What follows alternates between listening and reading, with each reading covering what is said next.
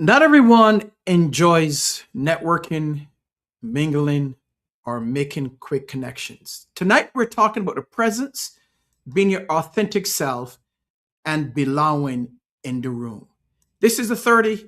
Let's get started.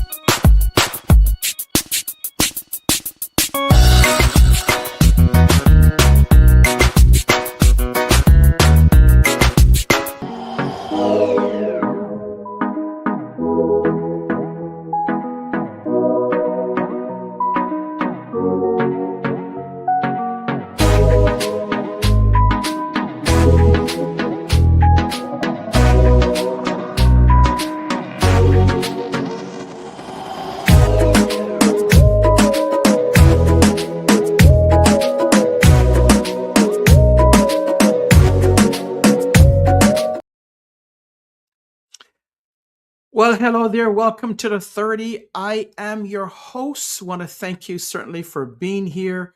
Tonight, we're talking about you don't have to work the room to belong in it.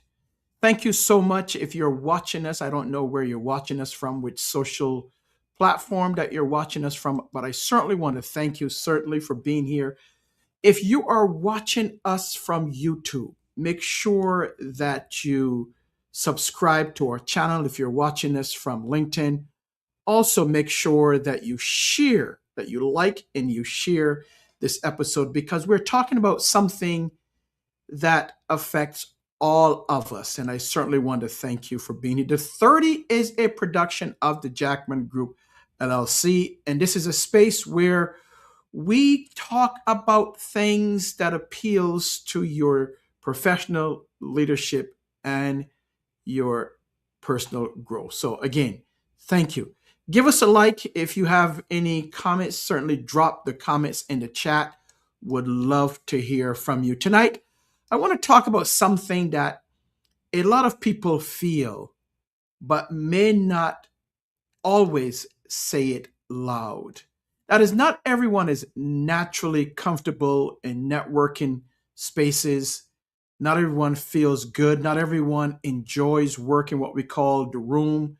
Not everyone is the person who walks in, starts 10, 15 conversations, and then leave with 15 new connections. Not everyone does that. And that's okay. The truth is that not everyone feels comfortable and not everyone feel that they belong in the room. Not at all. This all started, I was having a conversation with my wife earlier. I think it was earlier this week. And she was about to go to a professional reception. And if you know her, she feels most comfortable in a small group, but this was going to be a larger group. And she started having some anxiety about being in the room, not being able to work the room, not being able to, not being able, but not feeling comfortable of being in the room with so many people in her area of expertise.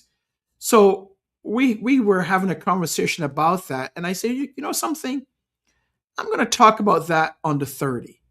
Because how many people out there, how many of you that are watching and listening, How many of you feel comfortable walking into a room and actually working the room? What we call working it, right? How many of you feel comfortable having conversation with people that you don't know? So that's what I want to talk about tonight is you don't have to work the room to belong in the room. So what I want to challenge you tonight is want to throw that out and I want to hear from you. Want to hear how many of you actually feel comfortable walking into a room, having 10 to 15 conversations or conversations with 10 to 15 different people, and maybe walking out with names and numbers and connections. How many of you actually feel comfortable doing that? So that's what we want to talk about today. And I was thinking about the difference. How many people actually show up in these particular spaces, professional spaces? And how many people thrive in those types of spaces, receptions, whether it's a reception, whether it's a networking event? But we're talking about more professional events, not personal, where you know the individuals. We're talking about walking into a room where you may not know anyone. You may know one or two people, but generally you don't know too many people. So, how many of you actually enjoy that? Meeting people, introducing yourselves, moving from one conversation to the next, learning about others, and enjoying the atmosphere. That is a special type of person that does that. Some people really enjoy going to conferences.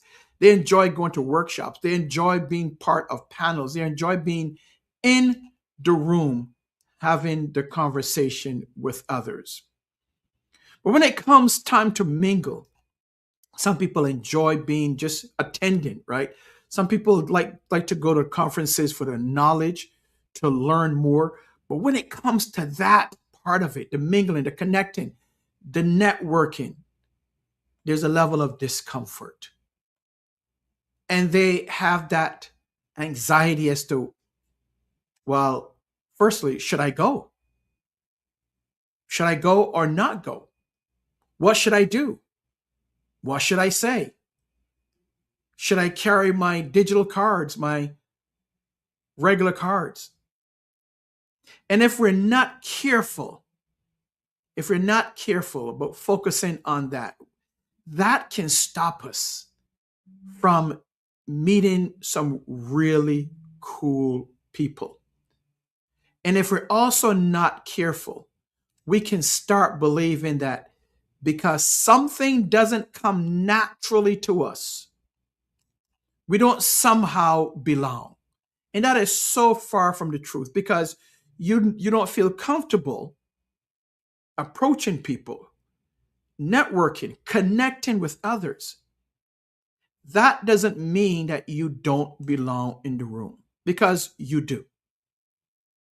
Because belonging is not something, it's not the same thing as performing. You've seen people, they come into the room, they generally perform. They are the it, right? They are the, should I say this? Everyone needs to watch them. They're performing like if it's their stage. But it's not about performing. It's about connecting. And connection is not always about being the loudest, the most visible, or the most social person in the room. Let me say this another way. Just because you are not the one working the room does not mean the room has nothing for you or that you have nothing to offer the room. You actually have a lot to offer because sometimes your greatest strength in the room is not about performing. It's about you showing up. It's about your presence. It's about you being grounded. It's about being observant. It's about listening well as others are talking. It's about having one meaningful conversation as opposed to trying to have 10 or 15 or even 20 shallow ones. See, there are people who can meet everyone in the room, but in essence, leave with nothing real. I said it again. There are people who can meet many people in the room, 10, 15, 20 people, but leave with nothing real. So, who are you? Which one are you? Are you the person that comes in and tries to perform? Are you the tribe? Are you the people that meet one or two people and have meaningful connection?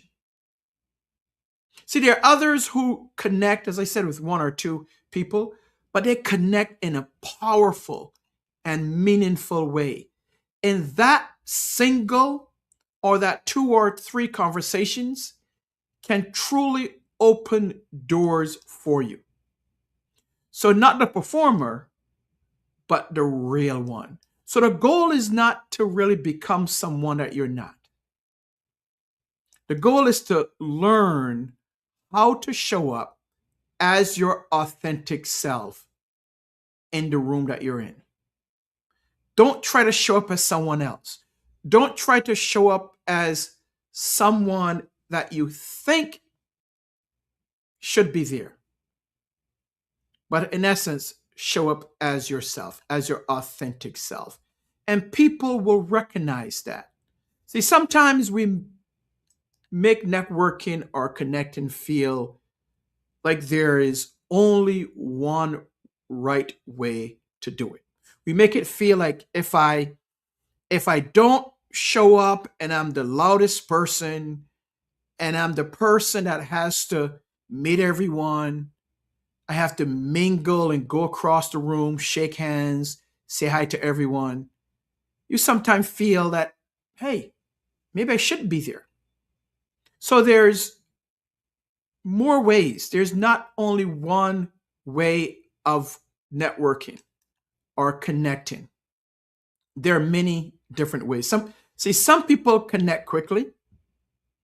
Then there are others that connect deeply. And then some connect by asking questions where they're not focused on themselves, but they're focused on the others, the other individuals. And they're asking questions about them as opposed to giving answers or talking about themselves. And then others connect by simply listening first. See, some connect through shared purpose and experiences or shared work or shared values. The room does not only belong to extrovert folks. The room also belongs to thoughtful people. So whether you're an introvert, you're a thoughtful person, or you're the person that listens as opposed to always talking, the room still belongs to you. See, there are quiet people, there are reflective people, there are intentional people.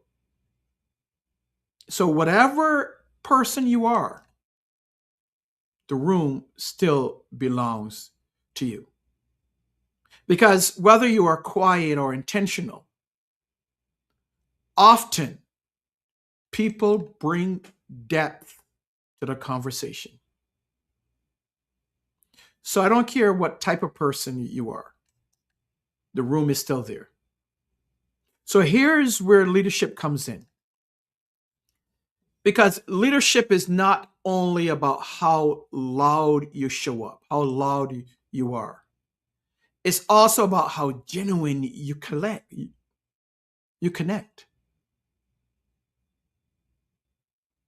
It's about the spaces. It's about being your authentic self. See, in professional spaces, way too many people feel pressure to perform in these individual spaces. They feel the pressure to say the right thing. Am I going to meet the right person? Am I going to meet enough people? Am I going to appear confident and intentional? Am I going to look the right way? Do I have to look like every other person? So we think that in order to belong, we have to be like the others. But I'm here to suggest to you, I'm here to let you know that the most powerful thing that you can carry when you step into those spaces, those professional spaces, the most powerful thing that you can carry is your authentic self. Your authentic self carries more weight than those who wants to perform. Those performers, your authentic self. See, people can feel when someone is trying too hard versus someone who's sincere. So if you are sincere and authentic, people are attracted to you more than those who are not authentic and those who are trying to be someone else outside of themselves. So maybe the question is not, how do I work the room? Maybe the better question is to ask, how do I show up well when I'm in the room? Meaning, how do I stay present? How do I remain authentic? How do I stay genuine to my values and to who I am? How do I make one or two meaningful connections as opposed to the 30 or 20 or 40 connections that are not real? How do I let the room serve me without pressuring myself to become someone that I'm not? You have to be yourself, be your authentic self. That is a healthier question. How do I show up? Do I show up to be myself or do I show up to be someone else? This is something that's always it's been it's been on my mind, but when my wife talked about it, I was like, wow, that's powerful. Why do you don't try to be someone else? Be you. Be who you are. Folks, be who you are. Because it's greater. You will get more meaningful and more impactful relationships. Leadership is not reserved for the most outgoing person in the room. Leadership is not only for the one who commands attention. See, leadership is also for the one who carries wisdom, the one who listens, the one who asks the right types of questions, the one who cares, the one who notices what others miss, the one who asks thoughtful and in depth questions, the one who builds trust over time.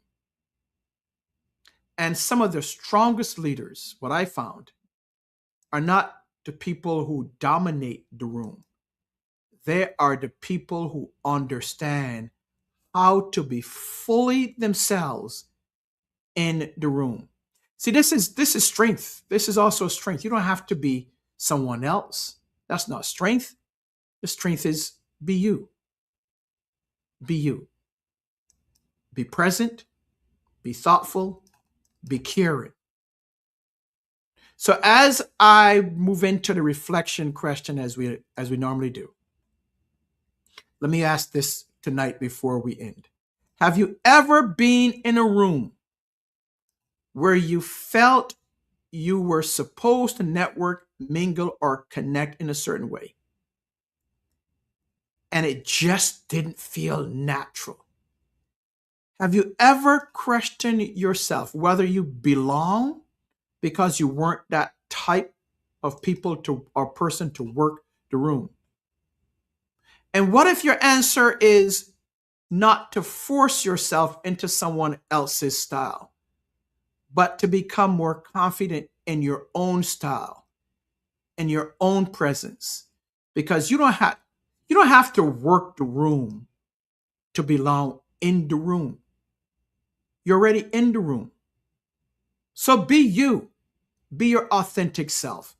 That's what I wanted to talk with you about tonight. You don't have to work the room to belong in the room. So as we leave tonight, that's what I want to leave you with.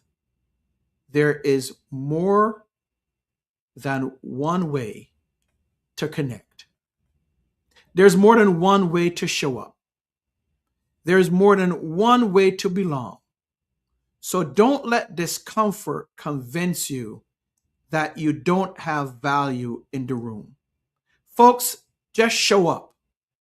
Be present. Be genuine. Be open. And above all, be you. That's about it for tonight. I want to thank you for being here. May God bless you and your family. And we will see you next week on another episode of The 30.